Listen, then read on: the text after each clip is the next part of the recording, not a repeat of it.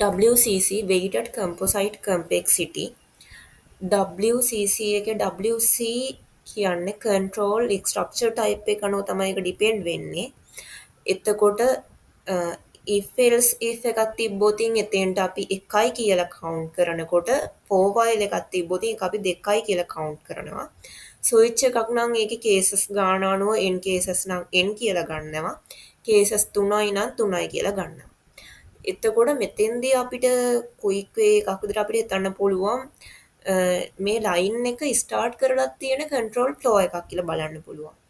එතකොට ඒ line එකට තමයි අපි එතන count එකක් දෙන්නේ. ඊට පස්සේ මෙතන nesting level එකට ආපුවාම එතෙන්දී තියෙනවා how many කොහොමද block එකක් තියෙන්නේ කියලා බලනවා control structure එකක.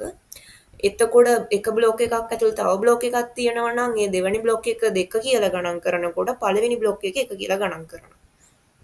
මොකක්වත් නැත්තම් බිඳුව. ඊට පස්සේ ඉන්හෙරිටන්ස් ලෙවල් එකේදී ක්ලාසස් තියෙන විදිහට තමයි අපි ඒක දෙන්නේ. එතකොට ක්ලාස් A එක විතරක් තියෙනවා නම් 1යි. A එක ඇතුළේ තව B එකකුත් කෝල් වෙලා තියෙනවා නම් එතන 2යි ඒ විදිහට. ඊට පස්සේ මෙතන WC එක ගත්තාම WC එක ඉන්නේ S වැඩි කිරීම WT වලින් S කියන්නේ token. ඉස්සෙල්ලා අර කලින් වීඩියෝ එකේ WCC එක කරන වීඩියෝ එකේදී මම token ගැන පැහැදිලිව කියලා තියෙනවා.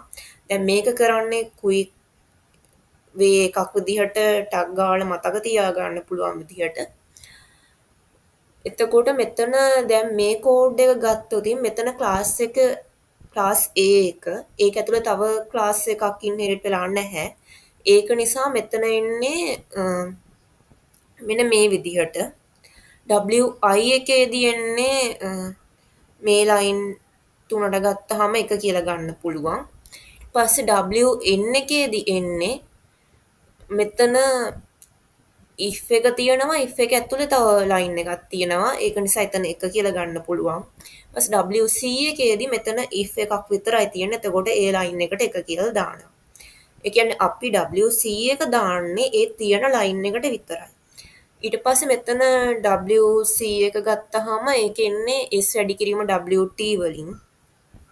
මෙතන WCC එක ගත්තාම මේ ඔක්කොගෙම එකතුව.